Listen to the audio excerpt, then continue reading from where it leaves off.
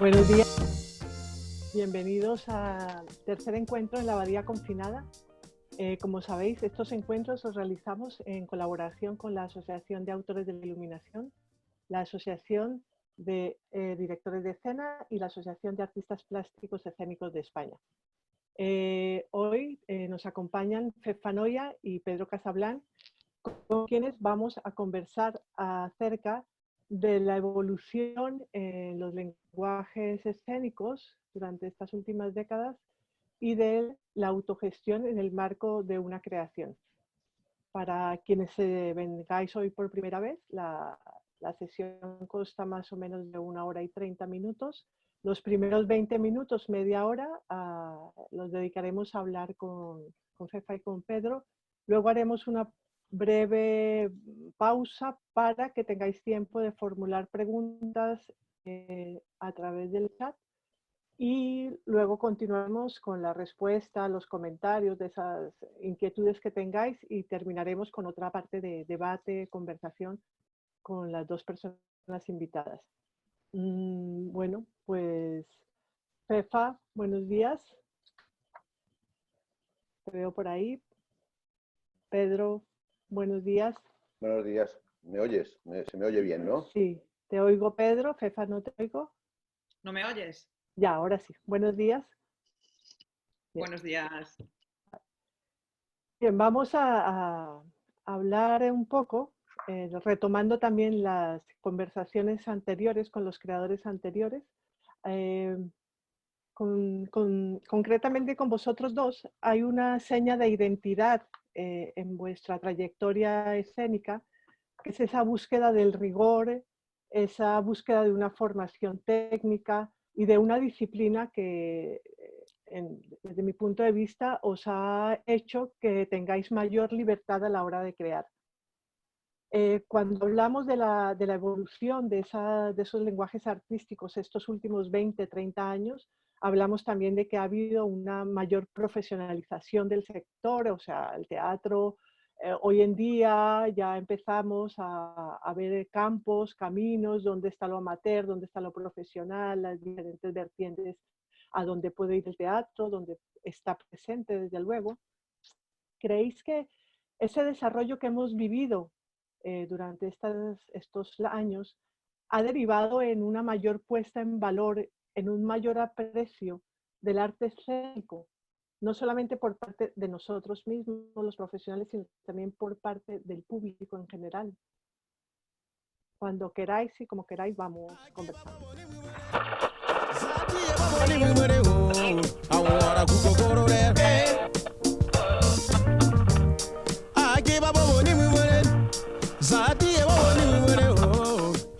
Bueno, yo le doy paso a Fefa porque, aunque soy feminista, también me queda algo de caballero.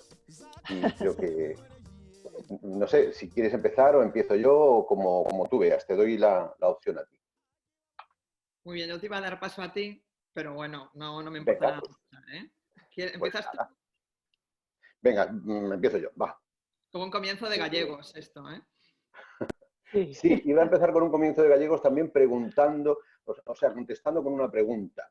¿Realmente es necesario, cabe preguntarse si es necesario un mayor aprecio por el arte escénico o por la puesta en valor del arte escénico?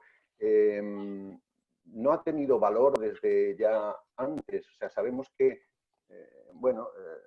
los políticos no aprecian demasiado nuestro arte, los actores en este país estamos un poquito desprestigiados, pero yo considero que la profesionalización o el arte escénico viene valorado, por lo menos desde que yo tengo experiencia o uso de razón en el mundo del teatro, desde hace mucho tiempo, ¿no?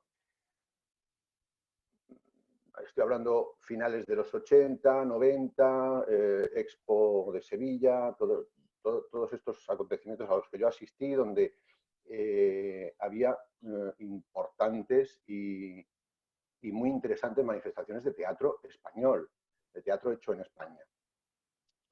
Respecto al teatro en general, creo que lo dejo para un poco más tarde, pero yo te hablaría desde mi experiencia al haber hablado tú de esa búsqueda de rigor y esa consecución de una profesionalidad o una profesionalización, ¿no?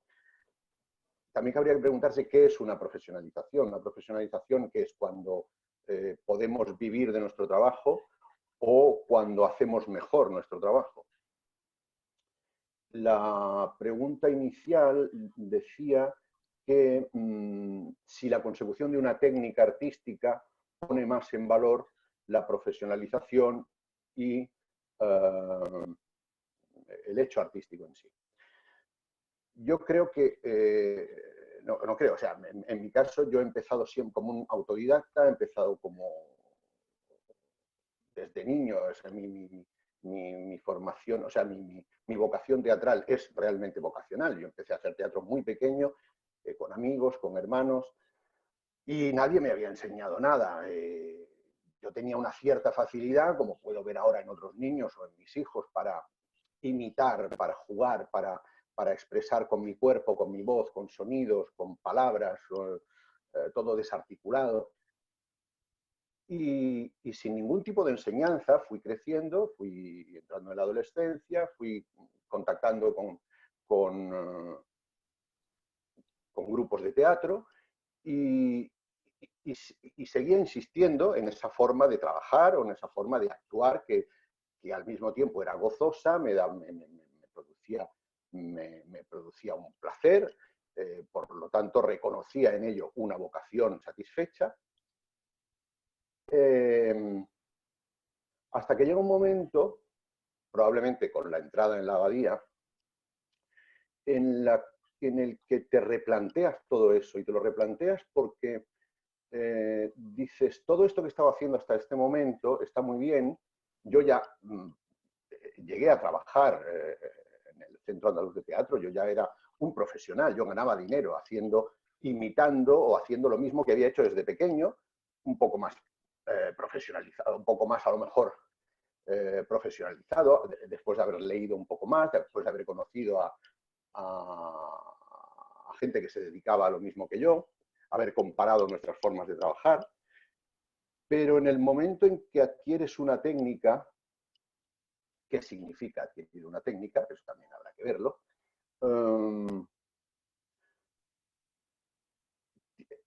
Descubres un mundo nuevo.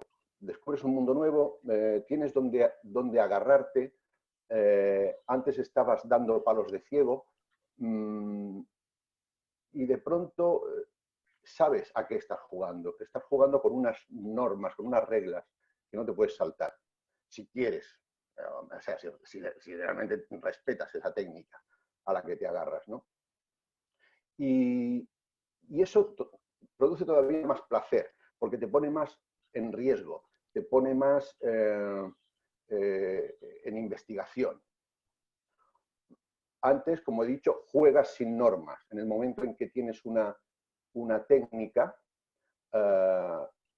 ya tienes unas reglas, tienes unos raíles por donde ir y te puedes dar incluso más libertad. La libertad que te das cuando no tienes técnica o cuando no sabes muy bien qué estás haciendo, sino simplemente es que te sale espontáneo porque lo has tenido siempre como un don, como una facilidad.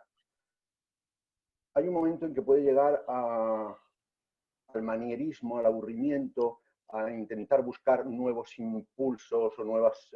estoy hablando siempre desde el punto de vista de la actuación, como actor. Nuevos impulsos, nuevas motivaciones que te pueden llevar a improvisar,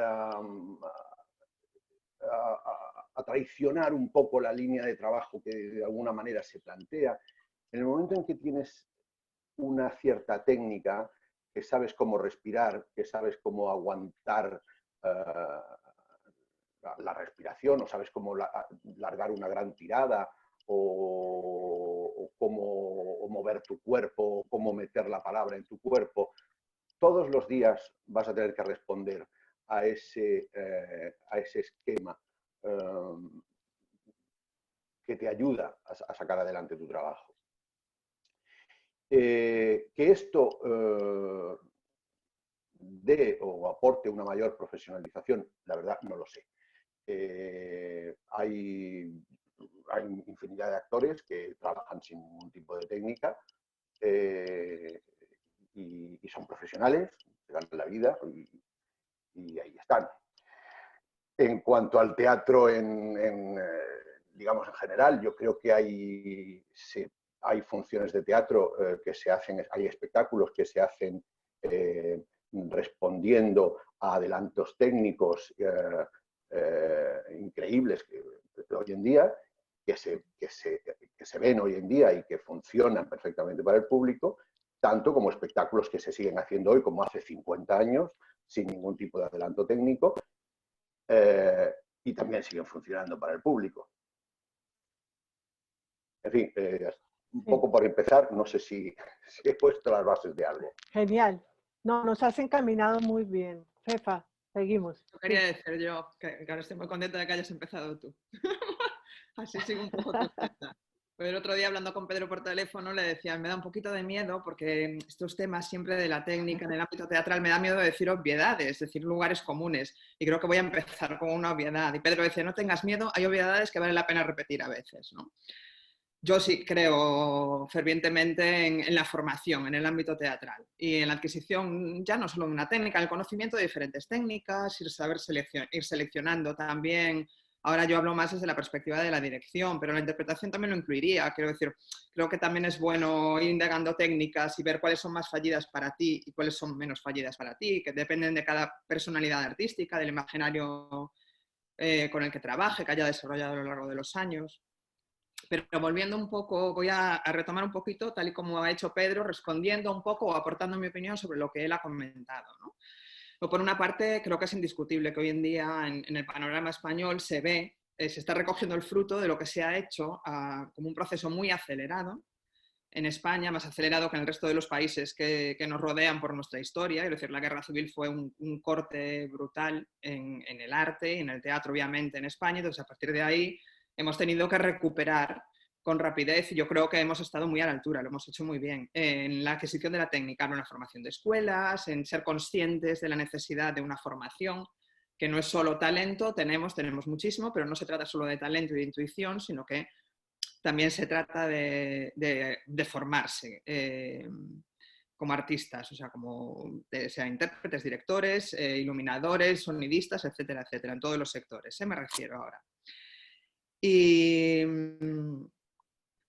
entonces, en este sentido, ahora yo creo que nos encontramos en un momento muy, muy productivo. Estamos recogiendo mucho fruto ahora. Por ejemplo, la Abadía en eso ha jugado un papel muy importante también. Para mí es un ejemplo, y en eso casi me da un poco de pudor estar hablando en este entorno, ¿no? Pero es un ejemplo de creación también de escuela sobre todo de actores, pero de ser conscientes de determinadas carencias técnicas, el trabajo de texto, por ejemplo, que es algo emblemático de la Abadía, muy representativo, y que yo, tanto como directora como espectadora, he agradecido siempre muchísimo. Ver a un actor, o sea, pues me parece que esto que dice Pedro, porque él es así, porque es magnífico y ya está de vuelta de mucho, pero que dice con tanta facilidad, de bueno, sí, tal, y yo ya tenía recorrido, pero pasé por la Abadía y después, pero que en realidad ver un actor, un intérprete como Pedro Casablanc, por ejemplo, veo que por ahí está también David Luque, ¿no? Es decir, son actores que tienen una forma de hacer, una forma de trabajar y una forma de estar en escena que según mi punto de vista, los diferencia y mucho de muchos otros actores que pueden tener una escuela un poquito más intuitiva, digamos, ¿no? Y con respecto a lo que comentaba Pedro de si hace falta o no mayor aprecio, yo creo que aprecio igual no es el término. Yo creo que en España que el público es muy, como público, como espectadores somos muy afectuosos, somos muy afectivos, queremos mucho a nuestros artistas, pero que eso no se traduce después ni en prestigio social ni en medidas de protección y de apoyo al arte, y en especial al teatro. Y creo que ahí sí que nos hace falta, que tenemos recorrido por hacer todavía. Y además, es decir, y lo digo claramente, que al final esto se traduce en un apoyo económico. Y ahí tenemos un recorrido que hacer socialmente, para que, si no es la clase política la que ve esto con claridad, por lo menos que sea a través de la población que lo vean. Quiero decir, que ese afecto se traduzca también en ser conscientes de la necesidad de apoyo como sucede en otros países, es decir, sin complejos, no se trata de pedir, se trata simplemente de dignificar la profesión. Y después, con respecto a lo que comentaba Pedro, eso de su recorrido, como él empezó como un actor más intuitivo y tal, es cierto, esto es eso, es una obviedad que para mí, yo creo por lo menos que una obra de arte es una combinación y por lo tanto una buena interpretación no deja de ser una obra de arte, una combinación, un equilibrio entre técnica y creatividad. Es decir, sin creatividad, sin talento y sin intuición no hay nada. Sin técnica sí, puede haber algo, pero yo creo que podemos incurrir, caer en cierta repetición, en cierto malgastarse. Creo que un artista puede llegar a un nivel relativamente elevado simplemente con su propio talento y que a partir de ahí de él o de ella depende dar ese paso más arriba, ese paso más allá, trascender ese estadio. Muchos se quedan ahí, es magnífico, tienen un reconocimiento, funcionan a nivel de público, tienen una calidad indiscutible, pero hay algo más que los aproxima, me voy a poner un poco estupenda, pero casi a la genialidad. Quiero decir, y trascenderlo tiene que ver un poco también con la adquisición de técnicas, con una formación, con trascender tus límites como artista y como persona, básicamente. O sea, que evitaríamos cierto, yo le voy a llamar repetición, en el sentido eso de desgaste de la forma unívoca que tenemos de hacer porque somos personas y tenemos limitaciones. Y la técnica, entre otras cosas, yo creo que te facilita eso, o sea, te abre a diferentes mundos, ¿no? Tanto técnicas que para ti sean más o menos fallidas o más o menos exitosas. Y después decía una cosa, Pedro, que también me parecía muy interesante con respecto a la profesionalización, ¿no? Que si la adquisición de una técnica tiene que ver con la profesionalización o no, tal. Yo tampoco utilizaría, o sea, no creo, no necesariamente, es decir, tendríamos que definir el concepto profesional, ¿no? Pero lo que sí diría es que tiene que ver con la calidad, más bien. Quiero decir, yo lo digo así un poco taxativamente, pero yo creo que el uso de una técnica tener una formación, ya no lo uso en una técnica que así parece que simplemente pues yo me acojo a la escuela de Michael Chekhov y me quedo ahí encerradito, no. O sea, tener una formación, tener un recorrido, una perspectiva sobre las posibilidades técnicas que puedes tener en tu profesión, va a incrementar inevitablemente, quieras tú o no, la calidad de tu trabajo. Y Sí. por ahora aquí me quedo. Sí.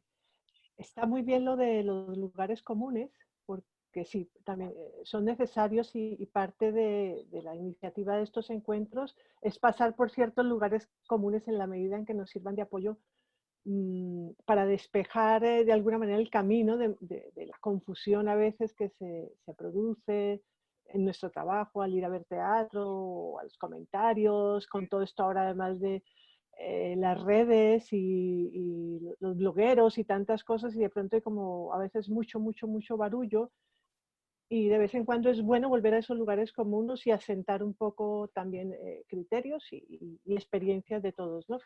Dentro de esos lugares comunes me quedo mucho con lo de Pedro, porque sí creo, como vosotros y por lo que estáis diciendo ahora, lo de la técnica, ese juego de la técnica que te lleva al placer, al disfrute, al riesgo y a la excelencia, ¿no? Y creo que es algo con lo que hay que quedarse porque, como decías tú, Fefa, cuando ves actores como David, que está presente, Pedro y otros muchos, como espectador, sí veo que esa calidad de la que tú hablas, Fefa, se recibe. Hay algo en esa calidad placentera que ves en un producto, en algo bien hecho, en el arte de alguna manera, ¿no? O incluso, bueno, si las reglas del juego, como dice Pedro, están bien hechas, bien propuestas, están claras, ese disfrute de la calidad se ve, lo percibes en general, ¿no? Y lo de la profesionalización, sí, habría que definir muchas más cosas, aparte de que sí, que tendrá que ver con que nos ganemos la vida, que tengamos unos honorarios por nuestro trabajo, el que tengamos acceso a una serie de responsabilidades, de derechos también y de deberes, evidentemente como todas las profesiones. Y si de alguna manera pues hay gente que se ha hecho profesional desde su ser autodidacta, desde su intuición, y con el tiempo, digamos que eso es lo que hemos visto en estos últimos años, ¿no? Que las técnicas, los estudios, las escuelas, En los nuevos lenguajes, pues bueno, no solamente hace que haya gente que abarque muchos campos, o sea, son dramaturgos, pero son intérpretes, pero son escenógrafos, pero son iluminadores, o son iluminadores, pero luego se hacen actores, luego se hacen sonidistas, en fin, ese trasvase de técnicas que ha hecho también que podamos hablar un poco ahora sobre parte de lo que os proponía, ¿no? Este manejo de todos estos lenguajes a la vez, este acceso al aprendizaje de todos los oficios por parte de la mayoría de la gente que está hoy en la escena, ha hecho también que muchas veces el término de autogestión a la hora de hacer una creación haga que haya una, digamos, dicotomía en cuando te autogestionas, que es un poco lo que hablábamos el otro día, te autogestionas por una necesidad imperiosa de producir algo y de llegar al público, de hacértelo todo tú mismo, o cuando la autogestión tiene que ver con un hecho estético o con una decisión personal de asumir desde lo que tú has aprendido a hacer, que puede ser, yo qué sé, pues has aprendido a iluminar, pero decides un día lanzarte. De hecho, creo que hay alguien aquí en este encuentro que empezó siendo técnico y ahora es un director y actor. Y cómo te lanzas desde ese espacio de lenguaje, pero abarcas mucho más por cuestión estética y cuando es por una necesidad la que nos lleva eh, la, la recepción que podamos tener frente al público, cómo llegar a más lejos, cómo poder vivir de esta profesión, ¿no? Entonces, bueno, yo creo que podemos hablar un poco de esas dos vertientes de la autogestión. Bueno, yo, muchas gracias por el autobombo, esto de la genialidad, en fin, estoy encantadísimo. Lo sentimos mucho, es que es Estoy así, lo sentimos. encantadísimo, pero en fin, veremos a ver qué hay de realidad en todo eso, ¿no? Se podría hacer otro debate a ver qué hay de realidad. El Eh, siguiente. el siguiente. Hablaba Fefa a lo mejor de que el resultado o la consecuencia de la utilización de la técnica o de la profesionalización era la calidad. Esto va a responder a la cuarta pregunta que tenemos, en la que se habla de que si todo es calidad o no, en fin, llegaremos un poco más tarde a eso. En el tema de la autogestión, yo he tenido experiencias, bueno, he dado palos de ciego en la dramaturgia, he escrito, he dirigido, y hay algún tema que no controlo, o sea, algún que otro tema que no controlo, y entonces sería incapaz de iluminar mi propio espectáculo, por ejemplo. No sé ni de luces, ni de aparatos que me lleven a manejar la infraestructura lumínica de un teatro, y menos ahora las aplicaciones de móvil con las cuales puedes dirigir un foco, o sea que no sé hacerlo de ninguna manera. Dentro del campo artístico, aunque la luz también puede ser un campo artístico, uno a lo mejor puede tocar varios palos, puede decir, bueno, yo puedo ser escenógrafo, puedo hacer el diseño de ropa y puedo al mismo tiempo aprenderme el monólogo, pero me da la impresión de que, aparte de que quien mucho abarca poco aprieta, trabajar absolutamente en soledad creo que es prácticamente imposible. Yo creo que un creador autogestionador o autogestionado, un artista autogestionado puede ser un escritor, un pintor, un compositor de música, que no necesita ver a nadie y dejar a lo mejor su manuscrito, el escritor, en una editorial y escaparse y verla publicada o no, o recibir una llamada, pero un tipo que se dedique al arte escénico, al arte dramático, yo no sé si se puede trabajar absolutamente solo. Necesitas siempre un equipo de gestión detrás, necesitas, aunque sea tu mujer la que te gestione la gira y la producción, es que no lo concibo. Yo no lo he podido hacer nunca porque a mí se me daba muy mal todo el tema de gestión, todo el tema económico, y las 3 veces que lo he intentado me ha salido muy mal, he perdido dinero, aparte que las luces las he hecho mal, ¿no? Claro. O he tenido que recurrir a un iluminador, ¿no? Al final, ¿no? Este tema de la autogestión es complicado, ¿no? No sé, ¿qué dice Fefa al respecto? Pues yo estoy bastante de acuerdo contigo. O sea, por una parte es cierto eso que comentábamos también el otro día con respecto a esta diferencia que reseñaba Rosario entre cuando la autogestión es por elección propia o por necesidad. Cuando es por elección propia, claro, es un poco más difícil meterse en valorar si esa pieza de teatro, esa puesta en escena, esa propuesta, tal, se enriquecería más si fuese un trabajo de equipo o si es simplemente autogestionada.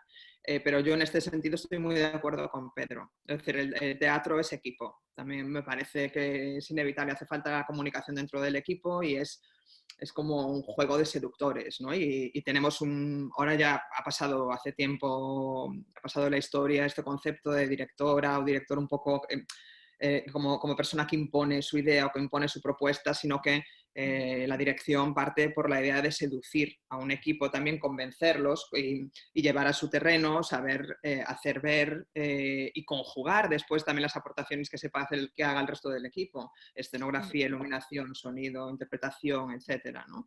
Y en ese sentido se trata de jugar a seducirnos unos a los otros. Y yo creo que sin eso, sin este diálogo, que a veces es un diálogo silente, ¿no? Que a veces ni siquiera es con palabras, pero el actor desde el escenario intenta algo aunque el director no lo haya propuesto, el director va integrando, no va integrando, ¿no? Poco a poco y sutilmente, es decir, sin invadir en exceso el terreno artístico de cada uno, ¿no?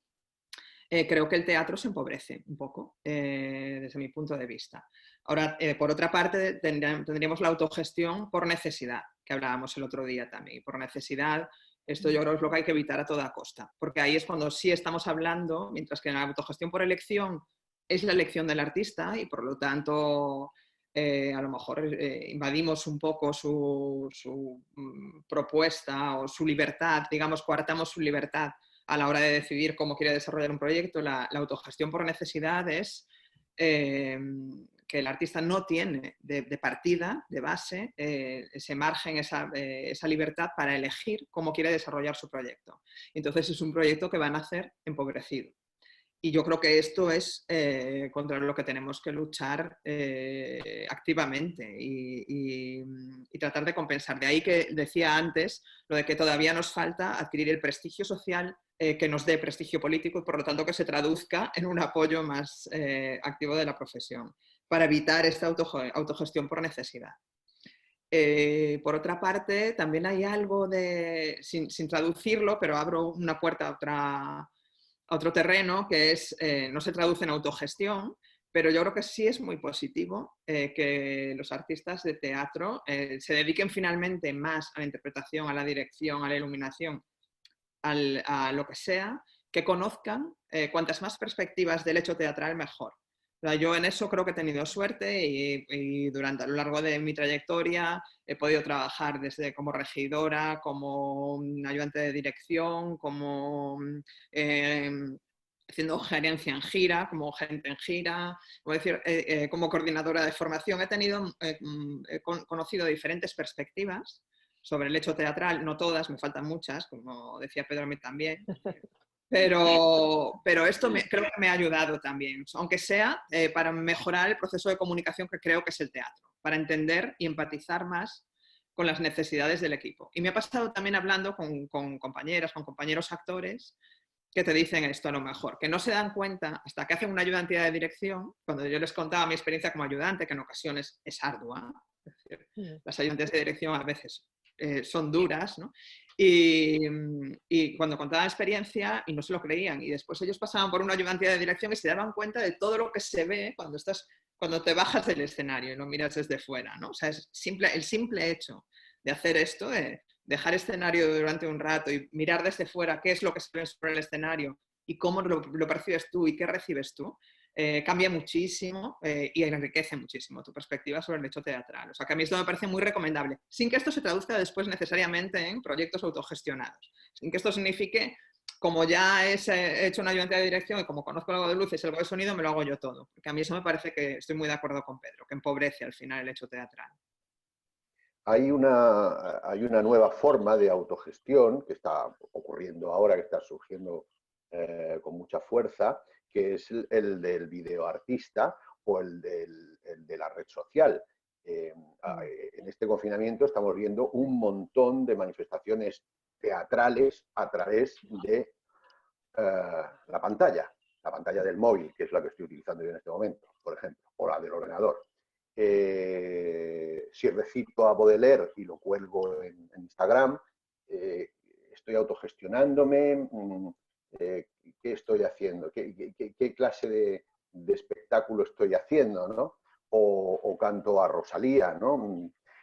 Probablemente tenga más éxito Rosalía que Baudelaire, pero sobre todo es un sistema tremendo porque al mismo tiempo estás recibiendo el reconocimiento del público a través de los likes y estás recibiendo, y cuantos más tengas, pues es probable que incluso ganes dinero, incluso te paguen algo, ¿no? Si te haces un youtuber teatral.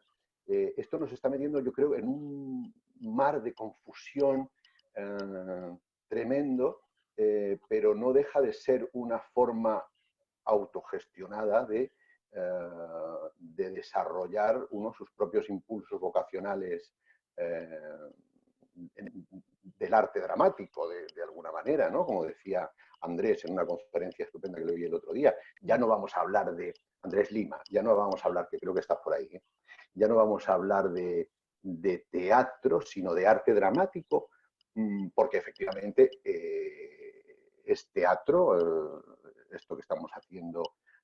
Si yo me pongo a recitar a Calderón de la Barca y lo grabo y lo echo en las redes, o es televisión o es... en fin, es una cosa que me ronda estos días porque estoy viendo una tremenda proliferación o unas tremendas ganas de sacar adelante cada uno o cada actor esa, bueno, esa vocación que ahora mismo está colapsada o que está cerrada por este confinamiento y que lo estamos sacando a través de la red social, ¿no? Y eso, a mí me parece una cuestión muy pertinente además, ¿eh? Y además por otra cosa, yo creo que más allá de que hay manifestaciones que se sacan a través de las redes sociales hoy en día que se pueden ver como autogestión o no, y después también hay teatros, el propio Teatro de la Abadía, pero otros teatros del Dramático Nacional también, que llevan todo, están tratando de defender y llevar a cabo una programación a través de las redes sociales, es la forma de mantenerse activos también. Pero más allá de eso es que yo creo que en España es cierto que vamos con un pelín de retraso también en esto, es decir, pero que el teatro en redes sociales, o sea, el teatro, ya no voy a decir ahora las breves piezas que vemos de vez en cuando, ahora de 10 minutos, tal, pero ya puestas en escena, a ver, a través de la pantalla del ordenador, han venido para quedarse. Y que vamos a tener que, es decir, que va a ser otra forma de ver teatro, que hasta ahora no se transitaba tanto y que ahora yo creo que el público está descubriendo y que no es algo que se vaya a terminar con este periodo de confinamiento, me parece a mí, ¿eh? Entonces, por lo tanto, me parece un debate, parece otro debate, pero un debate muy pertinente, vamos, totalmente de acuerdo. Sí, cuando podamos tener encuentros presenciales, uno de los encuentros que propuso Mateo Feijóo es hablar justamente de parte de esto del futuro, dado el estado de alerta que tenemos ahora y todo lo que nos va a cambiar a nivel global la situación. Y es algo a lo que ya os invito desde ahora, Pepa y Pedro, cuando nos podamos ver en el teatro, pues seguramente haremos este encuentro. Para hablar un poco de ello que es muy pertinente ahora. Bien, creo que ha sido muy rico estos primeros 30 minutos y podemos dar paso a comentarios, preguntas. Como siempre os pido que nos centremos en lo que estamos hablando, no nos salgamos del tema porque ya hay más encuentros para hablar de más cosas de estas. Los que no lo sabéis, abajo tenéis un icono que dice chatear, lo abrís y en chatear aparece, ay no, perdona, chatear no, en participantes, disculpad. Os metéis en participantes ¿no? Algunos os aparecerá al centro, otros aparecerá a la izquierda, a la derecha, perdón, derecha. Y ahí hay 3 opciones: invitar, desactivar micrófono, levantar la mano. Levantáis la mano, yo con Andrea os apuntamos y os damos paso a las preguntas en unos minutos. Rubini, José Rubini, cuando quieras puedes poner la música para que vayan levantando la mano y haciendo sus preguntas. He Muchas leído. gracias. Hola, buenos días. Me pareció muy interesante lo que están planteando y me quedé mucho con lo de la autogestión que comentaba Pedro, ¿no? Y yo veo una diferencia, por ejemplo, cuando puedes utilizar todos estos videobloggers que aparecen y diferenciar lo que es un trabajo pasado a la web, por ejemplo, en el caso de Nacho Aldeguer y en Seawall, ¿no? Como es un trabajo que se planteó para hacerlo in situ y luego se pasó a hacerlo en directo. Eso es una cosa. Y otra cosa es cuando un actor se graba, ¿no? Yo lo diferenciaría como aquel Pedro que jugaba de niño a experimentar, iba acercándose a las artes escénicas de una manera, yo lo vería como esos videobloggers que exploran las artes escénicas de una manera, ¿no? Y otra cosa es cuando ya tienes un espectáculo concebido y lo adaptas a una red. Yo veo la diferencia, ¿no? Se puede ver la diferencia y ahí sí podría ser profesionalizar esa red de las redes sociales, ¿no? Aquellas cosas que tienen ese sello de calidad y aquellas cosas que surgen como más improvisadas, ¿no? Yo no sé si ellos ven la diferencia que marco o cómo lo perciben. Yo creo que el tema de la profesionalización siempre nos lleva a una tierra de nadie. Yo optaría por pensar que es profesional aquel que puede vivir o puede ganar dinero de su trabajo. Si alguien recitando poemas o haciendo cualquier cosa a través de la red gana dinero con eso, para mí ya es profesional de eso. Es verdad que esto es una nueva disciplina,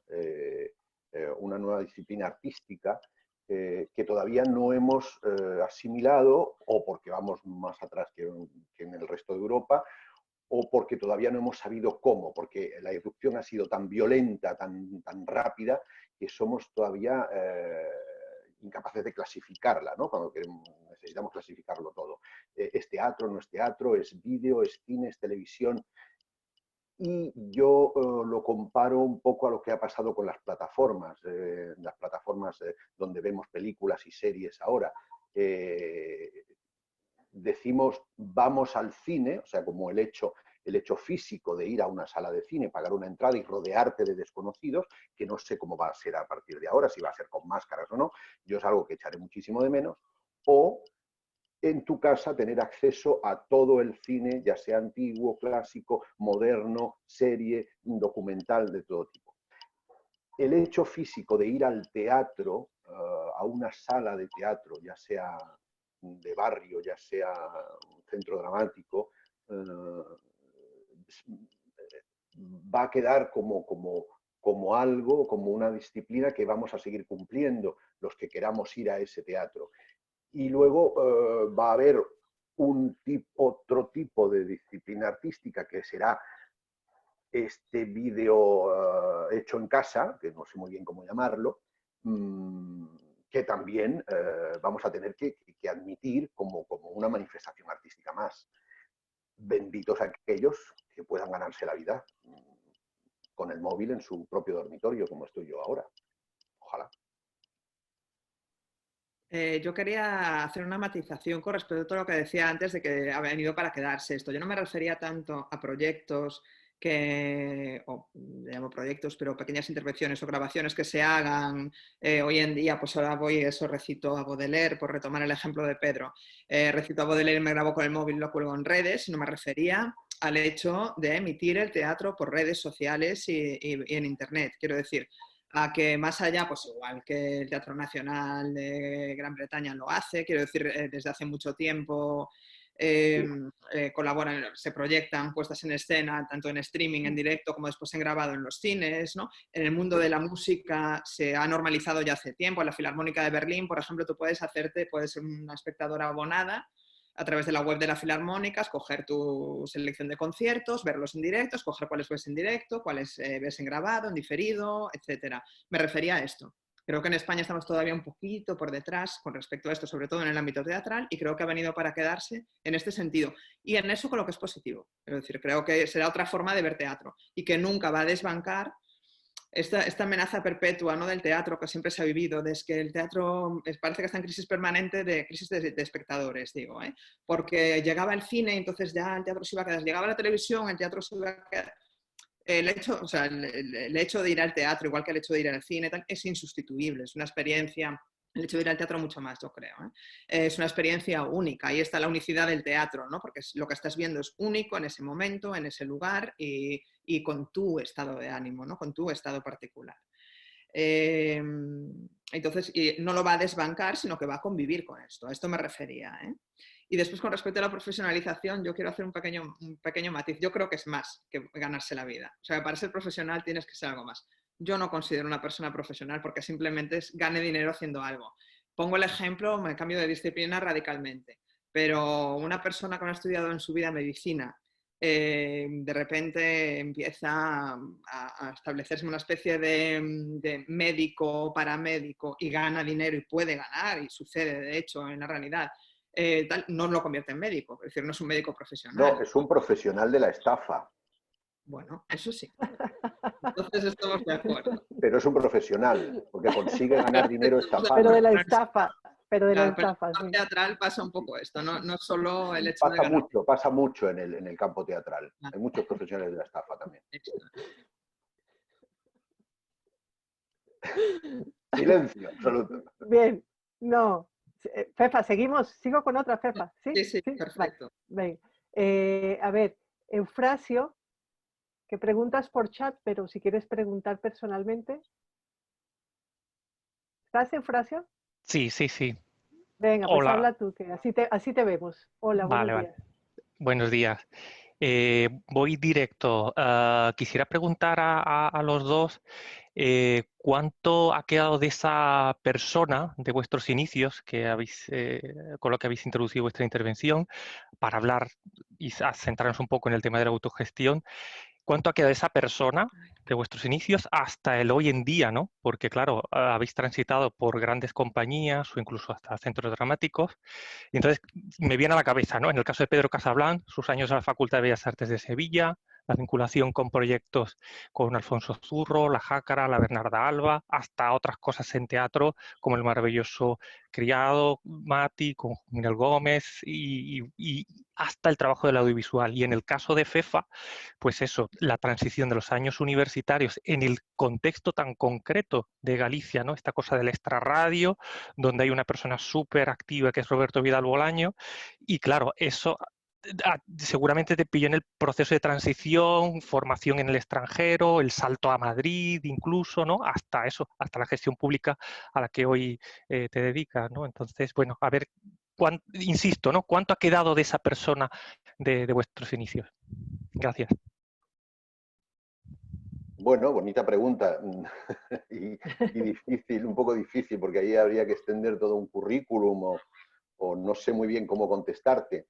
Hay una frase de Laurence Olivier que me gusta mucho, que dice que si uno rasca en un actor, debajo hay otro actor. Y yo creo que si a mí me rascaran, probablemente están todas las facetas o todas las fases de esa vida que tú has resumido también de pronto, ¿no? Sí que es verdad que, bueno, en mí queda mucho de ese estudiante de Bellas Artes que empezó en Sevilla porque mi familia no era bien acogido el hecho de que yo quisiera dedicarme al arte dramático, a la actuación. Yo tenía que salir de un país para ir a otro a estudiar. Y al al llegar a Sevilla, o sea, la carrera que mis padres pensaban que me iba a dar un futuro era la carrera de Bellas Artes, porque se me daba bien el dibujo también, y que una vez que acabara la carrera podía sacarme unas oposiciones y ser profesor de dibujo en el instituto. Cosa que intenté, suspendí las oposiciones y a partir de ahí el teatro me sonrió. Efectivamente, no paré de hacer teatro a partir de que suspendí aquellas oposiciones. No sé, del aventurero que querría autogestionarse o que querría hacer proyectos, vamos cumpliendo años, nos vamos de alguna manera acomodando. Y por supuesto que está dentro de mí, ¿no? La ilusión por el trabajo, la ilusión por los proyectos nuevos, por el riesgo, que cada vez es más difícil encontrarlo, ¿no? Probablemente sea por la edad, porque ya uno ha visto mucho. Oyendo esto que decía Fefa, de que los espectáculos del Teatro Nacional, del Teatro Nacional Inglés o de la Royal Shakespeare, se podían ver a través de redes sociales o a través de internet o en los cines ya, recordaba que siendo muy joven, mis primeros ahorros me los gastaba en ir a Londres a ver teatro. Eso no sé si lo voy a volver a hacer teniendo más dinero que antes, porque ya tengo la posibilidad de ver, por ejemplo, el otro día, el Frankenstein este fantástico que hacía Cumberbatch. Lo puedo ver desde mi casa. ¿Y eso qué significa? Pues que probablemente nos estemos, o me estoy haciendo viejo. Pero bueno, el estudiante de Bellas Artes y el actor de teatro independiente de la jácara zurro, como decías, de cargar y descargar, siempre va a estar ahí, siempre está ahí. Bueno, hola Eufrasio, qué alegría verte. Yo estoy una vez más de acuerdo con Pedro. Esto es terrible porque estoy tan de acuerdo en todo que no me voy a poner beligerante en ningún momento. Mal. Pero que sí, que si rascas un poquito va quedando. Y además sigue estando la persona de los inicios. Y además es que en nuestra profesión, que yo creo cuando diga esto, más o menos todos sois conocedores de esta realidad.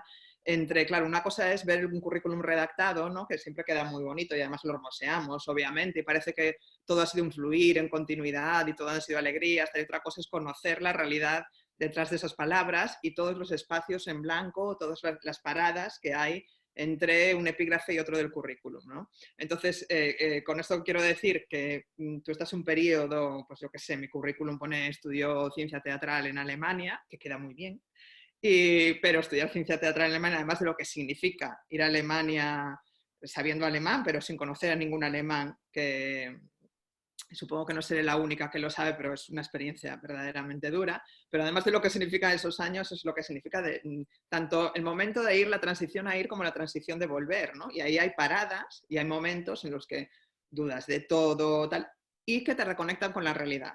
Quiero decir, son duras, son difíciles, pero te reconectan con la realidad. Eso es algo malo y bueno de nuestra profesión al mismo tiempo. Entonces no pierdes pie, yo creo, no pierdes perspectiva. Yo creo que en ese sentido sí que es difícil que nos olvidemos de los orígenes. Y después hay algo de...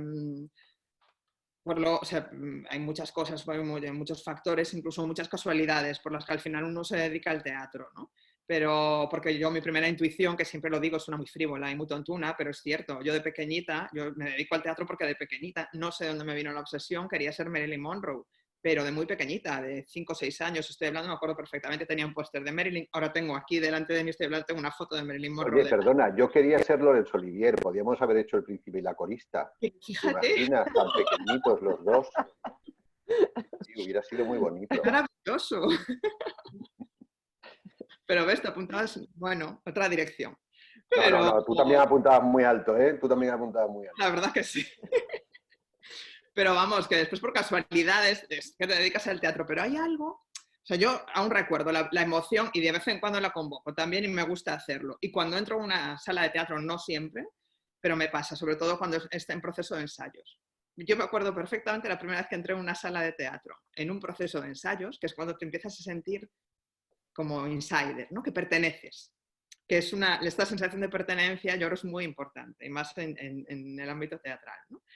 Y la primera vez que entré y que noté, o sea, que yo podía hablar dentro de esa sala en la que estaban actrices, actores, un director, diseñadores y que estaban soñando todos juntos, y esa emoción todavía la siento de vez en cuando y a veces tengo la capacidad de convocarla. Y esto es lo que yo creo que te remite mucho a la persona que empezó, a la personita que empezó y por qué decidió, por qué quería hacer teatro, que era una entelequia, no tenías ni idea de lo que significaba hacer teatro en realidad, ¿no? Pero eran fantasías que te ibas construyendo, ¿no? Y conectas esas fantasías con la realidad de tu profesión hoy en día. Y a mí eso me gusta mucho. Bien. Me llama la atención que esto de que queramos llegar al teatro a través de los mitos del cine, ¿no? Pero lo dejo ahí también como planteamiento para otra ocasión, ¿no? Ya llevamos contigo, vamos a llevar casi 5 debates ya, creo. Entonces te voy apuntando las inquietudes, Pedro. Me encanta. Genial, ¿no? ¿Por qué llegamos al teatro a través de los mitos del cine? Que es un poco lo que le está pasando a la gente joven de ahora, que todos que decimos, no, es que no quiere ser actor, quiere ser famoso. Yo tengo un caso, mi hija concretamente es adicta a las series de televisión y a lo mejor, bueno, por un poco por influencia mía paterna, quiere ser actriz, pero realmente el planteo, ¿quiere ser actriz? ¿Quiere ser famosa? A mí me pasó lo mismo. Yo y a Fefa, o sea, Marilyn Monroe, nada más alejada del teatro. Sí, sí. Los conocimos a través del cine y luego llegamos al teatro por otro lado, ¿no? Sí. Bien. Susana López, ¿querías preguntar algo? ¿Comentar? Sí. Bueno, yo tengo 3 preguntas, ¿vale? Voy a apuntar. Es que una es una para cada uno y una para los dos. Entonces, empiezo, por ejemplo, por Pedro.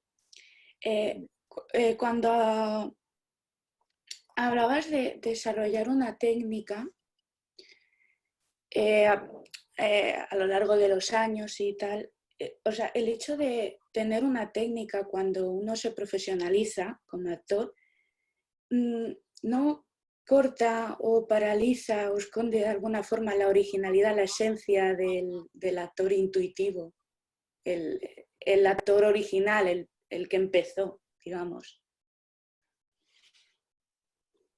No, de ninguna manera. Lo mejora. Yo creo que lo mejora, lo abona, lo riega y le da alas a ese actor intuitivo o vocacional que empezó. Si tú has empezado porque tienes necesidad de hacer eso, como el escritor que tiene necesidad de escribir o como el pintor que tiene necesidad de pintar, que tiene necesidad de expresarte a través de tu voz y de tu cuerpo, jugando, gritando, revolcándote por el suelo, recitando poemas, ¿no?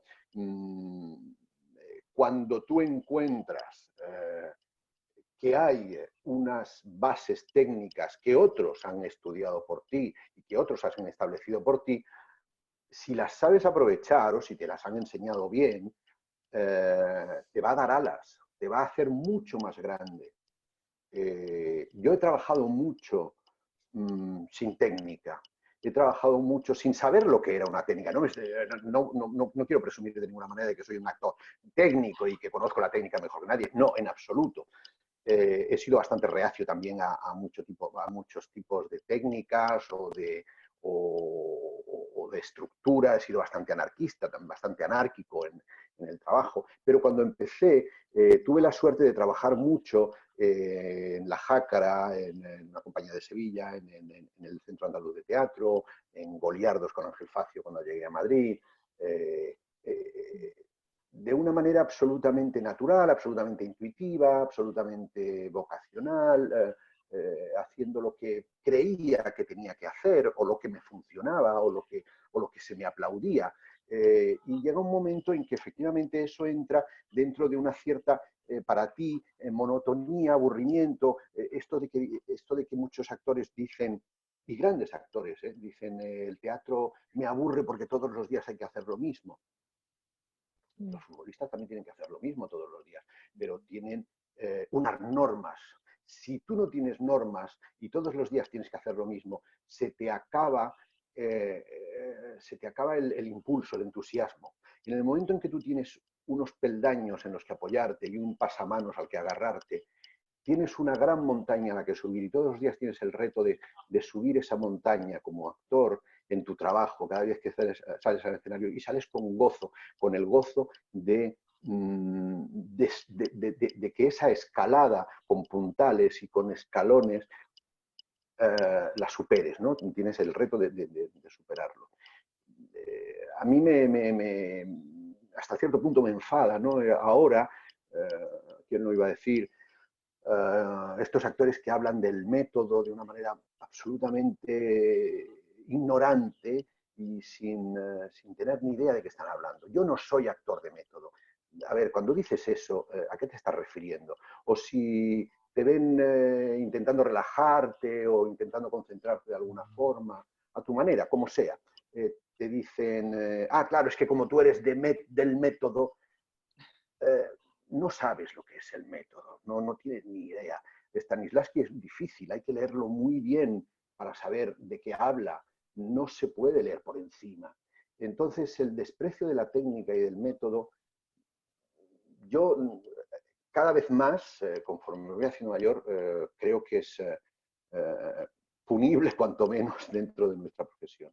Yo creo que es importante tener buen acceso a una técnica de interpretación. Gracias. Y Susana, ¿has visto el fondo que tiene cinematográfico? sí, bueno, yo es que aquí, si vieras a mi derecha, lo tengo todo lleno de máscaras de teatro, yo soy. A ver, no veo. Ah, sí, mira. Hablando del rey de Armavirado que nos aparece. Bueno, sigue, venga, vamos. Está Marlon Brando también ahí. Sí. Pues para Fefa, que cuando hablabas de la adquisición de técnica, de la formación, que sí, eso engloba, digamos, un poco el autodidactismo, o sea, pero me refiero al aprendizaje, por ejemplo, meritorio, de los meritorios de antes que ibas a aprender, que si eso, porque muchas veces, a mi entender, cuando uno se está formando académicamente le enseñan demasiada teoría y que uno realmente aprende cuando ve cómo las personas que se dedican a lo que te quieres dedicar tú trabajan. Digo que sí, eso engloba. Sí, estoy totalmente de acuerdo. No sé si lo llamaría autodidactismo, pero sí, o sea, la formación, yo me refería a la formación, no tanto, o sea, creo que todo vale en el ámbito de formación. Yo soy un poco yonki de la formación. Pueden ser cursos más breves, menos breves, técnicas o materias que te interesen más o menos, o que no te interesen nada y que simplemente lo hagas para descartarlas. Y puede ser una formación más academicista, más académica, que a mí me parece muy necesaria, pero también después es indiscutible que hace falta una formación eminentemente práctica. De hecho, yo en eso sí que siempre he sido un poco, yo estudié filología alemana un poco, o sea, digo así, una micronota sobre mi biografía, un poco por obligación. Es decir, yo quería estudiar teatro y, aunque esto no quede muy bien decirlo, pero mis padres no estaban muy de acuerdo con que yo estudiase teatro. Entonces no le veían salidas, que no, supongo que no serían los únicos en aquel momento, ¿no? Y entonces me dijeron que podría estudiar teatro si primero estudiaba una carrera. El teatro no era una carrera, ¿no? No se veía como tal. Entonces estudié, pensé, bueno, pues filología hispánica, dijeron que ni de broma, que tampoco tenía salida. Entonces me fijé en qué país estaba mejor el teatro. Pensé, voy a centrarme en una carrera que me facilite el paso ahí, por eso estudié filología alemana y de ahí que me fuese después a Alemania, estudiar ciencia teatral y demás, ¿no?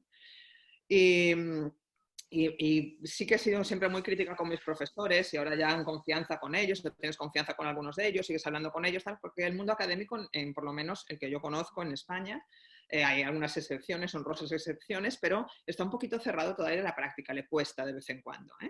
Yo siempre he intentado tender puentes y bueno, tienes que encontrar a las profesoras o los profesores que se presten a ello, pero les cuesta un poquito tender puentes, ahora menos, pero todavía, ¿no? Entre el mundo práctico y el mundo teórico, digamos. Entonces, en ese sentido, es inevitable y es imprescindible completar la formación con periodos en los que estés aprendiendo, y es la mejor forma de aprender, es hacer prácticas en el sentido de observar, ya no solo hacer, sino ver cómo hacen los otros. Para mí eso el periodo también, me remito todo mi periodo como ayudante de dirección, tenías que hacer mucho, pero sobre todo lo que se hacía era desde un punto de vista más técnico, en el sentido de organizativo, coordinación y demás, ¿no? Y artísticamente, un ayudante de dirección a lo mejor un 75% de su tiempo está callado observando. Y eso es su trabajo. Y eso es impagable. Y a mí que me pagasen por eso, por favor. Además, tuve mucha suerte y pude trabajar con directores espectaculares. En mi paso por la Abadía tuve mucha suerte ahí. Y aprendí muchísimo, estoy totalmente de acuerdo. Y sí, también soy muy yonki de esto, me gusta mucho hacerlo. O sea, siempre que puedo y que me dejan y que tengo tiempo, colarme en procesos de ensayos, ver cómo trabaja la gente, es decir, seguir haciéndolo. No es algo que se termine porque ahora ya tienes... Siempre que tengas margen para hacerlo, no dejas de aprender nunca. Cada artista es una caja, es un tesorazo del que puedes aprender muchísimo. Igual que la técnica te amplía las miras muchísimo. Cada hacedor, cada hacedora de teatro también, obviamente. Entonces es algo que me parece imprescindible. Vale, gracias. Y una para los dos, me da igual. A raíz de esto de antes de que hablabais de la autogestión, pero a veces por necesidad un poquito, yo lo digo un poco aplicándome a mí ahora. Porque a veces surge un poquito, sobre todo hoy en día, porque la necesidad de uno quiere ser actor y le cuesta tanto ser actor que uno se abre y dice voy a probar a ser regidor, y entonces se abre y voy a probar, y entonces, claro, el problema es que muchas veces, aunque te formes como técnico, también te cuesta un poquito empezar, porque, por ejemplo, en mi caso, en la interpretación, la regiduría y eso, no, me cuesta mucho empezar. O sea, no, el hecho de encontrar, o sea, cómo se puede hoy en día, o sea, si creéis que, por ejemplo, el ser meritorio, porque hoy, claro, hoy en día ya no se estila ser meritorio, si ese hecho, el hecho de cómo empezar, digamos que sí, ¿me podéis ayudar un poquito? Yo creo que sí se estila ser no meritorio, pero sí las ayudantías en todos los ámbitos. Quiero decir, yo en eso no tendría que... Si el ámbito es la interpretación, es cierto que es un poco que se da menos, eso es verdad, pero si el ámbito es la interpretación, pedir una asistencia de dirección para poder estar en el ensayo, se puede aprender muchísimo también en ese sentido. Bueno, no sé qué opina Pedro, no sé si es la interpretación, Susana, no sé si ese es el ámbito en el que te quieres mover. Y después hay una cosa también en el teatro que me parece que lo importante es estar en el mundo del teatro. Quiero decir, yo lo que buscaría sería, sí, es no dejar de estar nunca, no dejar de hacer nunca. Te toque lo que te toque. Después no olvidar a lo que tú aspiras y lo que quieres hacer y cultivarlo e intentar moverte en esa dirección, pero no dejar de hacer.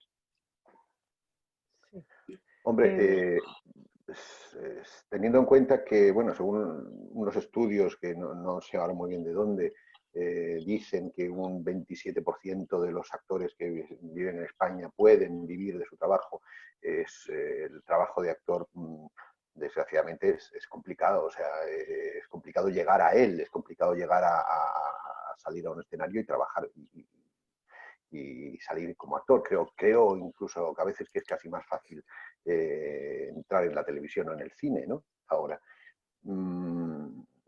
Y aparte de eso, bueno, pues lo único que te puedo aconsejar es persistencia, insistencia, preguntar, pedir mucho, pedir, ir pues eso, a que te dejen entrar en un ensayo o ayudar, me ofrezco voluntaria a ayudar, y a partir de ahí, si te lo puedes permitir, bueno, intentar abrirte camino, ¿no? Es curioso que, bueno, es una pregunta que hacen muchos jóvenes. Ayer me preguntó casualmente un chico, oye, soy policía y estoy harto, quiero ser actor, ¿qué puedo hacer? Mi cara de estupefacción fue tremenda. Dije, pues no, la verdad es que no te lo puedo decir. Soy policía y estoy harto y quiero ser actor, ¿qué puedo hacer? En fin, un tema complicado. Vale, gracias. Sí, ahí había una entrevista que escuché de ti, Pedro, de no sé cuándo, en que decía algo así como que ahora los directores están más en Twitter que experimentando, ¿no? Y es una Mira, frase eso, que nos remite mucho, sí, que nos remite mucho a esto que también dice Fefa, ¿no?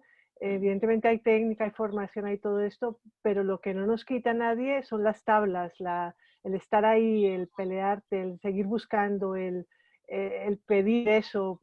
Muchas veces te han dicho, no, no puedes estar en ese ensayo, te llevas, yo me llevaba unas pataletas porque yo quería estar ahí y muchas veces te dicen que no, pero otras, mira, otras golpeé la puerta y te la iban abriendo poco a poco, ¿no?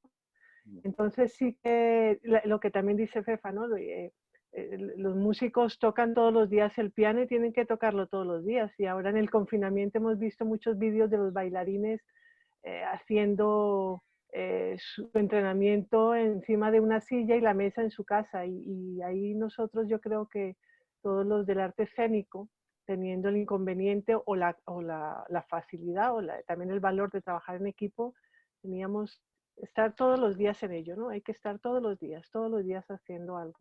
Eso es fundamental. Y también lo que decías, Pedro, antes de la técnica, la formación, bueno, que estás diciendo, que quisiera también, ya que aquí hay escenógrafos, iluminadores, regidores, gente de vestuario, escuchándonos, viéndonos, que eso es también tan trasladable a todos los lenguajes. El hecho de formarte y en la medida en que tienes técnica, disfrutas de ello, lo haces mejor. Como decía antes Fefa, no vuelves al punto cero y cuesta todo más trabajo, sino todo se hace más fácil. Experimentas el sentimiento de facilidad, de cómo fluyen las cosas y eso es maravilloso, ¿no? Bien, tengo dos personas más, Mariti y alguien que se llama Eik, que no sé quién es. Os voy a pedir que vamos a dejar vuestras preguntas para después. Teníamos nada, una cosa más de la que podemos hablar con Fefa y con Pedro y al final, como hacemos a veces, pues metemos estas dos preguntas. Bien, lo que decías un poco, Pedro, antes también de cuando hablemos del hecho de si, dadas las circunstancias económicas, las circunstancias de creación, de lo que hemos hablado de autogestión, y además el hecho de que evidentemente todos hemos querido romper, tener una ruptura con nuestra anterior generación, ¿no? Todos cuando entramos en un proceso creativo queremos partir la historia del teatro y del arte escénico en dos, cosa que es evidentemente absurda. Dado todo esto, ¿hasta qué punto podemos decir que cualquier cosa que hacemos o todo lo que hacemos es una creación? Hay un todo vale en el trabajo, hay un no importa qué, con tal de hacerlo, de estar ahí, pues eso, un poco también lo que ha salido. Da igual si salimos en un vídeo y eso ya es el hecho teatral, o ¿cómo veis este fenómeno del hecho de crear, si eso es crear, o simplemente es una forma más del policía que quiere ser actor y se graba, ¿no? Ya está. Y por eso ya se convierte ¿no? en un hecho artístico. Me parece que hay un peligro, digamos, en esta cuestión, que es cierto que no todo vale en teatro, pero todo puede valer. O sea, todo es potencialmente válido. Y entonces, el matiz es tan leve, es tan delicado, que ahí tenemos el gran peligro, digamos, ¿no? Que todo va a depender, yo creo que pasa mucho porque el policía, que le ha dicho Pedro no lo sabe, pero a lo mejor se graba y de repente es un actorazo, y esto no lo sabemos. O sea, que todo pasa un poco en las notas que nos habías pasado, Rosario, que se hablaba también de la originalidad y tal. Yo tenía notado que más de originalidad yo hablaría de autenticidad. Y yo creo que en teatro pasa mucho por la autenticidad. Es decir, como una relación de honestidad entre la voz del artista y el mensaje que quiere transmitir, ¿no? Entonces, en ese sentido, y por ahí hay cierto prurito de calidad, ¿no? En esa autenticidad es donde cuando uno va al teatro dice, más allá de esto ya lo he visto, no lo he visto, o el formato era más o menos sencillo tecnológicamente, era muy armado o no, tenía más o menos dinero, pero había algo que te ha llegado, ¿no? Porque era verdaderamente auténtico. Está más de moda o menos de moda, etcétera, ¿no? Y entonces, en este sentido, me parece que va a pasar un poco lo mismo. Quiero decir que discernir, que es muy difícil poner límites sobre el papel, digamos, para el teatro, ¿no? Y discernir qué se puede considerar como teatro, qué no, qué se puede considerar como profesional, qué no. Es decir, que hay que particularizar en cada caso e ir caso por caso para establecer o para ver si lo consideramos o no una manifestación escénica, una manifestación teatral. Más allá de lo que decía Borges, de que la democracia es un abuso de la estadística, yo creo que somos víctimas de una cierta democratización de todo. En otros encuentros he oído hablar de democratización, he oído hablar de que a lo mejor el vídeo o la autogestión o todo democratiza el teatro y tal. ¿Hasta qué punto, siendo democráticos y estando mal visto o políticamente incorrecto el criticar o el decir esto está mal, hasta qué punto eso ha abierto la veda a que se pueda hacer cualquier cosa y a que haya debates sobre si meter un tiburón en formol y venderlo por muchísimos millones de dólares es arte o no es arte. Más allá de la ocurrencia o del váter de Duchamp, el urinario de Duchamp y este tipo de cosas, cuando el cualquier cosa, el n'importe quoi, como dicen los franceses, puede valer,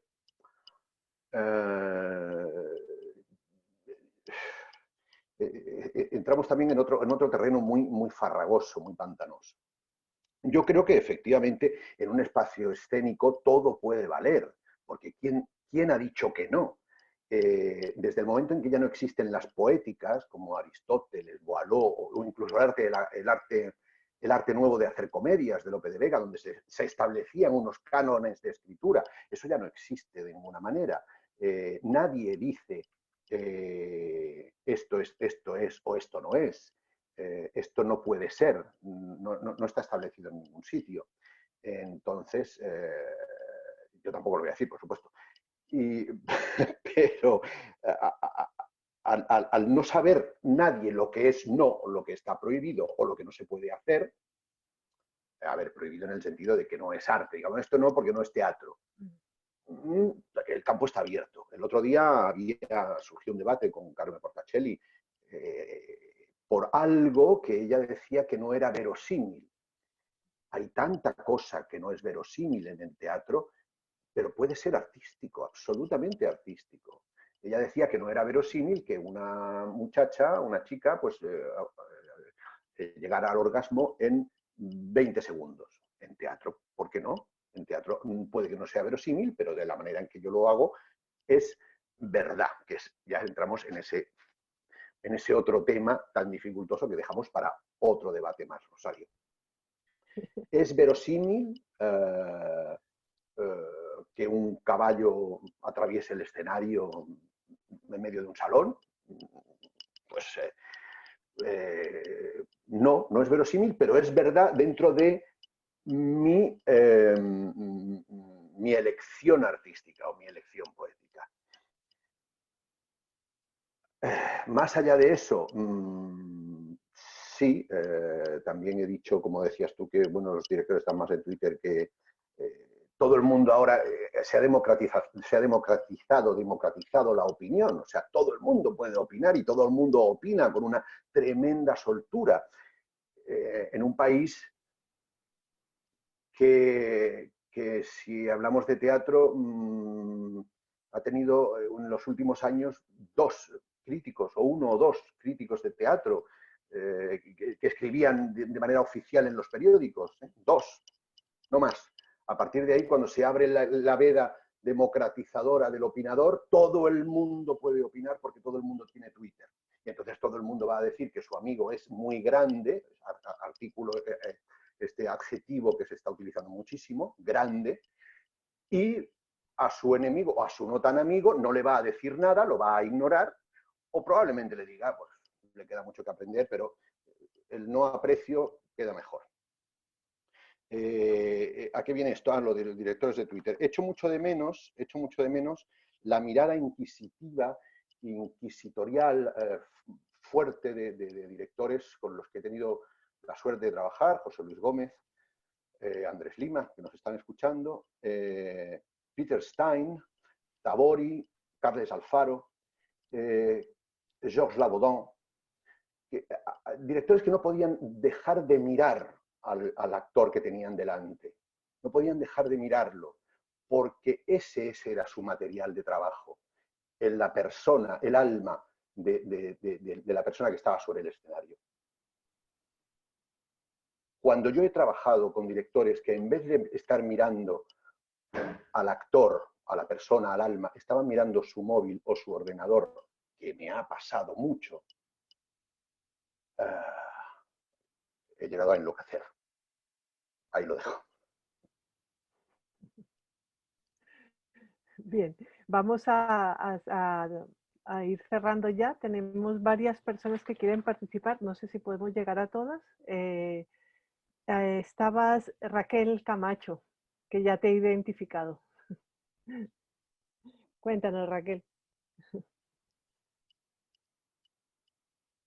Espera, ¿tienes el micro puesto, Raquel? Un segundo. Ahí no. Eso, ya está. ¿Ya?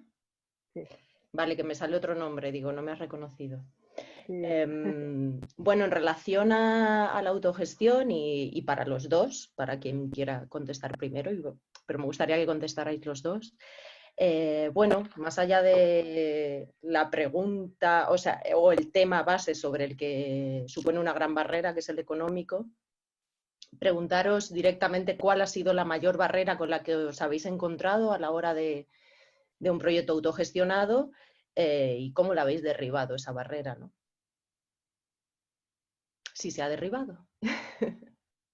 No sé si es una pregunta muy compleja para el poco tiempo que queda. Para mí cuando yo he abordado proyectos desde mi necesidad de crear una compañía, un espectáculo, una Antígona que hice hace años con una pequeña compañía de Málaga y otros espectáculos que he hecho, para mí el mayor problema ha sido el problema de la gestión, como siempre, el problema económico y el problema de la gestión. El problema de la organización, no poder encontrar a la persona, al alma gemela que respondiera a mis necesidades artísticas y que pudiera, por otro lado, prepararme el terreno a nivel gestión económico, material, para que yo pudiese trabajar.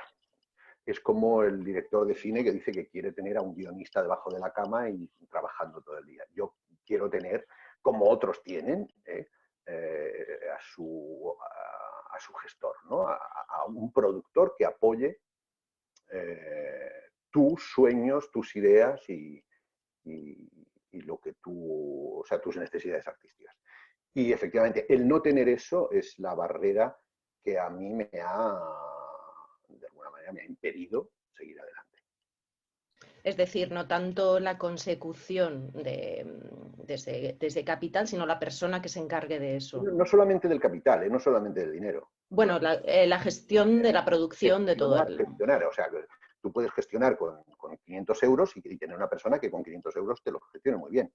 Pero si lo tienes que gestionar tú solo y no lo sabes, pues a lo mejor pues eso no te dan los 500 euros para lo que tú quieres. Ni los 1.000 ni los 6.000.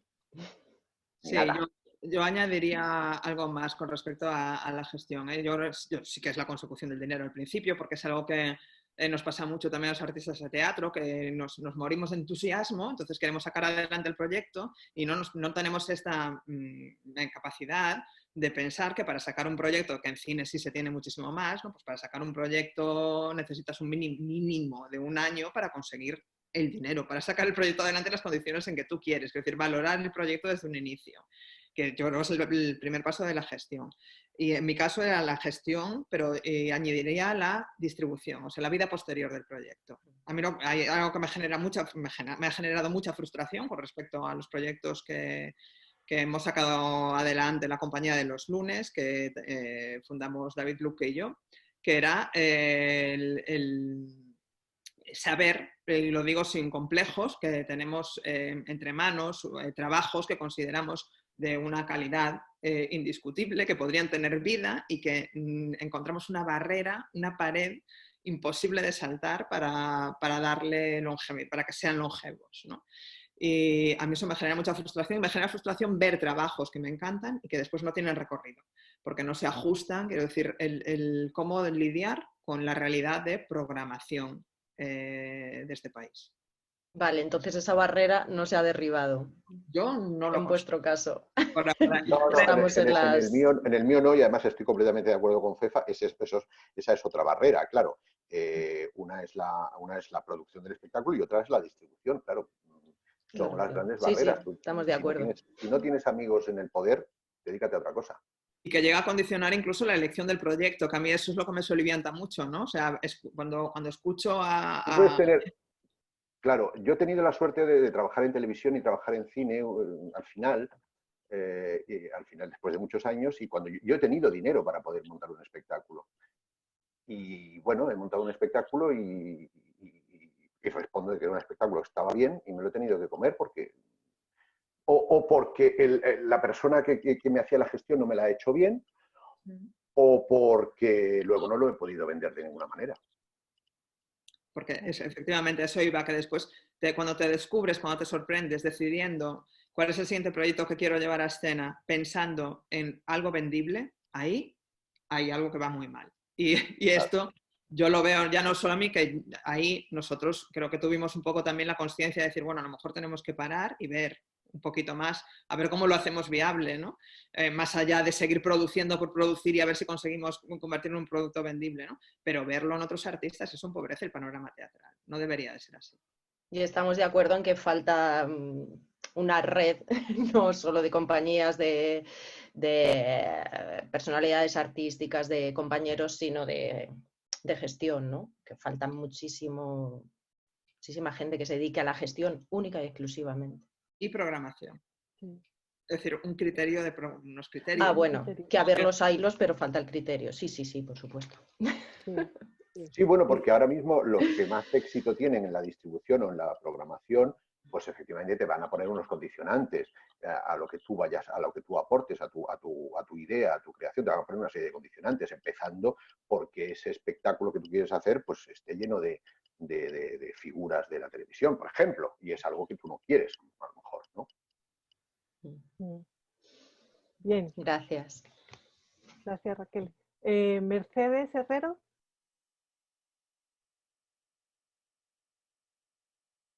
Micro. Está muteada. ¿Ahora se me oye? Hola, Mercedes. Hola, Rosario. Bueno, en primer lugar, daros las gracias. Es muy emocionante escucharos. Son muchos territorios comunes. Y bueno, me gustaría sacar una lanza sobre la autogestión. Quiere decir, ¿qué pasa con la autogestión obligada? Cuando ha habido una autogestión de por vida. Estos días estáis hablando mucho de la periferia.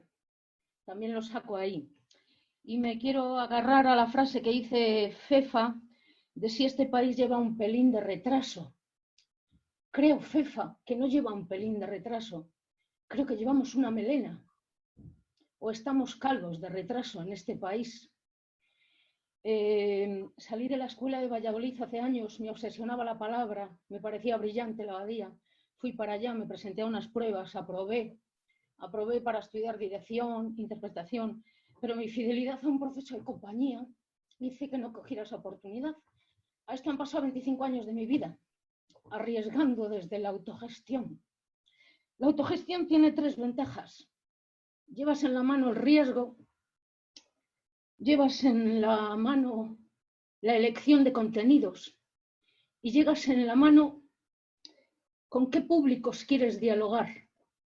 Estas 3 ventajas para el arte del diálogo del teatro me parece que son fundamentales y esto te lo da la autogestión. Entonces siento que este país está muy retrasado en un concepto que es el intermediario. ¿Qué pasa desde ese... soy una, como has dicho, yonki de la formación idéntica. Me encanta observar a compañeros, aprender, es una obsesión constante.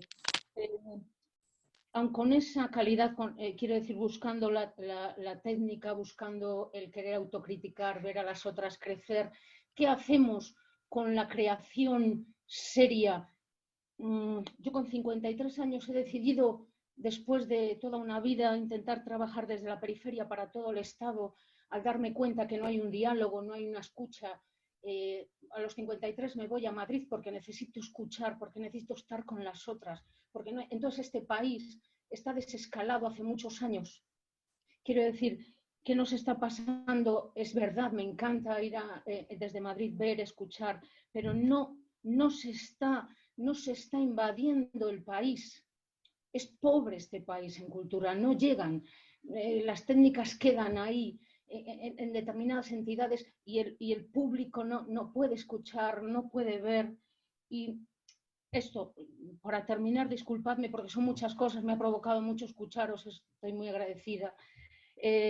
Abogo por cómo sacamos lo positivo de la autogestión, que en un momento dado las creadores y creadores de este país tenemos que agarrarnos ahí para no estar quietas en la silla, pero verdaderamente ahí este país necesita un papel de intermediarios, de intermediarias, que encauce, que agarre. No nos puede paralizar en este país que el hecho de la distribución paralice procesos. Y cómo cuidar el camino de la autogestión a la visualización del arte en este país que tenemos estancado con un tapón.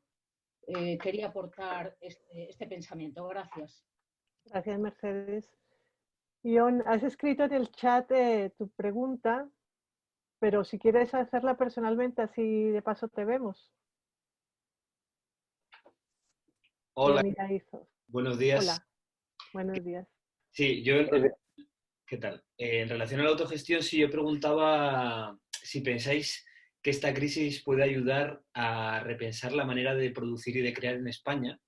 Y no sé, igual es una pregunta un poco también compleja, pero bueno, yo creo que va en relación a lo que estaba un poco abriendo Raquel y Mercedes, ¿no? Y no sé, si creéis necesario cambiar algo a este respecto, o qué cambiaríais, si pudierais cambiar algo.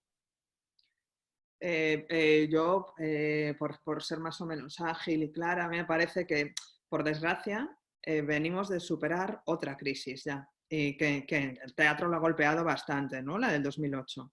Y entonces, no sé si esta crisis va a aportar algo más para cómo seguir sobreviviendo que no hayamos conocido ya de la crisis anterior. Si hay algo que en lo que creo firmemente que deberíamos seguir trabajando, en la dirección en la que deberíamos seguir trabajando, es, repito, y a fuerza, igual a riesgo de convertirme en cansina, pero es en conseguir o bien que se nos reconozca en el ámbito político para que haya medidas ya que apoyen la cultura de este país, es decir, una concienciación, una conciencia de que los artistas y la cultura es muy importante y que se aprecie más y que se traduzca en medidas concretas, igual que existen medidas para el apoyo de la industria automovilística y otros, agricultura, ganadería, etcétera, etcétera. Quiero decir, que se nos vea como un sector que enriquece el país y que suma mucho. Yo siempre lo dije ya con la crisis del 2008 y lo vuelvo a decir ahora. En aquel momento y hasta hoy, que yo sepa, no se habló en ningún momento de una generación perdida de artistas, una generación... Y yo creo que sí ha sucedido. Quiero decir que estamos perdiendo artistas, igual que estamos perdiendo investigadores, que eso sí se habla mucho, estamos perdiendo científicos, se han perdido. O sea, hay una generación perdida de artistas y una generación perdida de público que no sabe que ha perdido esto. Y de esto no se habla y no se ve como una gran problemática, que yo creo que sí que lo es para el devenir del país. Es decir, para convertirnos, para ir mejorando día a día como colectivo, si quieres, cultural. ¿Pedro? Bueno, sí, un poco de esperanza, como dice Javier Ortiz. La gestión en España no está empezando, llevamos muchos años con gestión, pero Mercedes también diría eso, un poco de esperanza y de intentar, cada uno desde su campo, que las cosas cambien y tener como objetivo eso, ¿no? A ver cómo cambia esto, a ver cómo hacemos que la gente joven tenga un impulso demoledor y pueda, no sé, saltarse unas ciertas normas establecidas que están de alguna manera muy intrincadas o muy enraizadas en la dinámica de cómo funciona este país a nivel cultural, ¿no? Eso hay que dinamitarlo. Estoy completamente de acuerdo contigo, Mercedes, en que hay que dinamitarlo. No sé cómo, la verdad no sé cómo, y es lo que yo insisto cuando trabajo con gente joven, cuando doy algún curso con actores jóvenes o doy alguna charla en alguna escuela que me piden. Y la verdad es que veo esa tremenda desmotivación, ¿no? Una tremenda desmotivación que es lo que hay que quitarse y luchar. Hacer teatro en la calle, por ejemplo, volver a eso, ¿no? Volver a lo primigenio, porque el teatro, tal como yo lo concibo, tal como yo lo conozco, tal como esa comunicación entre seres humanos vivos, en la calle, en un escenario, en un tablado, en un carro de cómicos. Yo puedo un pequeño matiz, porque por primera vez en la mañana no estoy totalmente de acuerdo contigo.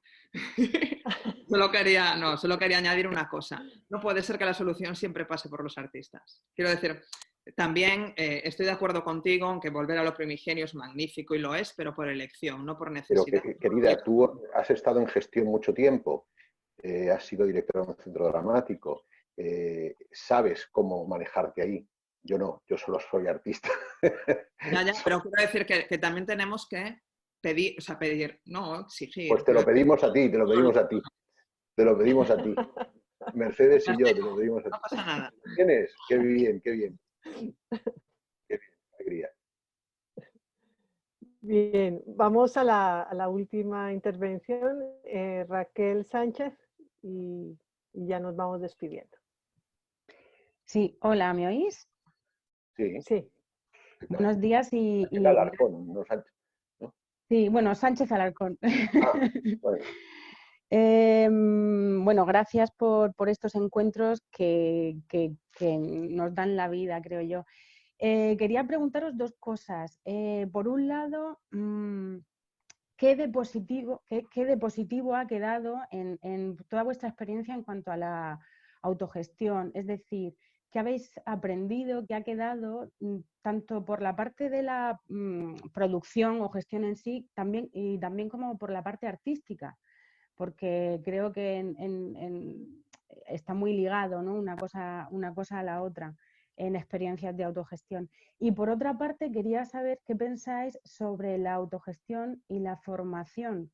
Es decir, si en realidad es algo a lo que la mayoría nos tenemos que enfrentar, sobre todo al comienzo, ¿cuánto ocupa esto en los espacios de formación? Si lo consideráis necesario, si creéis que, bueno, no compete al artista, ¿no? Estar formado o tener herramientas para la autogestión. Pero vuelvo a ello porque al final es la realidad a la que nos tenemos que enfrentar en la mayoría de los casos, ¿no? Entonces, ¿cuánto de necesario es ese espacio de formación? ¿Por qué no hay más? Gracias. ¿Qué de positivo saco a la autogestión? O sea, quiero decir, ahora estamos llamando a autogestión lo que yo en los años 80 llamaba teatro independiente, supongo, ¿no?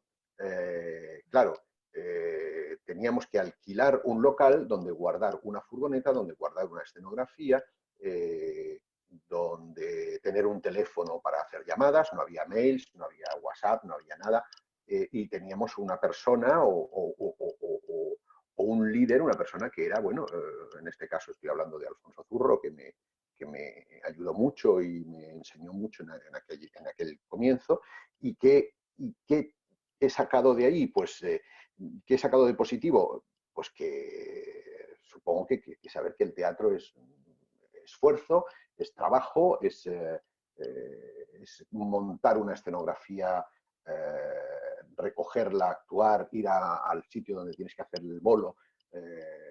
Todo esto, yo creo que de alguna manera te curte, ¿no? Y te hace fuerte ante la batalla que es sacar adelante una función de teatro o hacer teatro. Eso es lo que, digamos, lo que he sacado de positivo. O sea, yo no me arrepiento en absoluto de haber pasado por esos momentos. Es verdad que hay momentos muy duros en los que yo salía de mi casa muy temprano y pasaba casi 24 horas fuera, y de esas 24 horas había hecho teatro durante hora y media. Todo lo demás era gestión, montar, desmontar, cargar, descargar, y lo que yo quería, que era interpretar delante de un público, pues me ocupaba un espacio de 1 hora y media, nada más. Todo lo demás era un tremendo esfuerzo. Eso, bueno, pues como he dicho, de alguna manera te hace ver, bueno, la realidad de un trabajo que yo creo que, ¿por qué no?, debería seguir siendo así, con más comodidades, porque estamos ya en el 2020, entonces debería ser más fácil todo, ¿no? Autogestionarse dentro de las comodidades que nos da la época en la que vivimos, ¿no? No creo que haya que volver a hacer lo que hicimos en aquella época, sino, bueno, aprovecharnos de las ventajas del progreso. Pero que al fin y al cabo deja de ser un trabajo artesanal.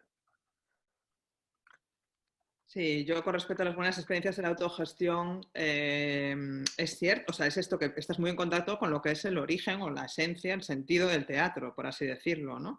Y tienes los pies muy en la tierra, y esto es positivo. Yo me acuerdo cuando yo empecé aquí en Galicia muy pequeñita como actriz, y me contrataron pronto una compañía que se llama Profesional, ¿no? Entonces, para hacer un infantil, y que yo hacía de bruja. Y me acuerdo que mi profesor de teatro por aquel entonces, que era el profesor de teatro del colegio todavía, ¿no?, me llamó un día tal, y me dijo, bueno, quería hablar contigo porque tú eres una chica muy entusiasta, sé que te gusta mucho el teatro, tal, pero entonces no quiero, ahora vas a empezar, porque en aquel momento es cierto que la vida de las compañías vivían por las giras, se montaban giras muy extensas, no solo a nivel nacional, sino también, o sea, dentro de las comunidades autónomas. En Galicia había un circuito, te podías hacer a lo mejor, pues eso, tirarte un año haciendo funciones por Galicia adelante. Pero él me quería explicar que, bueno, que sepas que no siempre vas a ir a teatros, no siempre vas a ir a escenarios, que, bueno, puede ser que te encuentres en un aula de un colegio haciendo la función, que no hay luces, que no hay nada. Por favor, trata de evitar que eso dañe tu ilusión o tu entusiasmo. Y a mí eso me pareció, o sea, se lo agradezco, me acuerdo hoy en día todavía, ¿no? Me pareció una lección de vida. O sea, el proteger tu ilusión o tu entusiasmo ante determinadas realidades de la práctica teatral en este país. Hay otras que no, que lo nutren, lo alimentan, y es magnífico, ¿eh? No es que yo sea pesimista, pero hay determinadas realidades que sí tienes que mantenerte un poquito como en tus mundos de yuppie, ¿no? Saber preservar eso. Pero a mí eso me parece una buena experiencia, un buen aprendizaje de la autogestión en general. Lo aplico a aquellos orígenes y lo aplico después a mi experiencia con nuestra compañía. Y después, con respecto a la formación, que dices que no, en el currículum, digamos, que no existe un ámbito más dedicado a la autogestión, tal, es que yo creo que no debería de ser. Es decir, debería de existir la posibilidad para aquellos que estén interesados. Pero yo sigo diciendo que si hablamos de un marco ideal, utópico a lo mejor, ideal, pero que es a lo que tenemos que aspirar. Quiero decir, tenemos que marcarnos un horizonte de totalidad bien chulo y saber hacia dónde queremos ir, ¿no? Y después llegaremos o no llegaremos, pero dar un par de pasitos por lo menos va a valer la pena en esa dirección, ¿no? Y en mi marco, mi horizonte de totalidad, la autogestión es una elección. Entonces, no tiene que ser algo forzado. A ver, hay muchísimos artistas que quieren dedicarse al teatro, pero quieren que los contraten y no quieren montar una compañía. Y la única salida no puede ser montar compañía, ni para la dirección, ni para la interpretación, ni para los diseñadores ya no suele ser, no es tan habitual, digamos. Pero no debería de ser, debería de haber diferentes posibilidades y que cada uno escoja o vaya viendo, vaya testando y vaya escogiendo en qué ámbito se encuentra más cómodo. Bien, disculpar, Mariti, te me habías quedado colgada por ahí. Somos un poco breves y nos comentas. Sí, hola, muchas gracias a todos. Hola.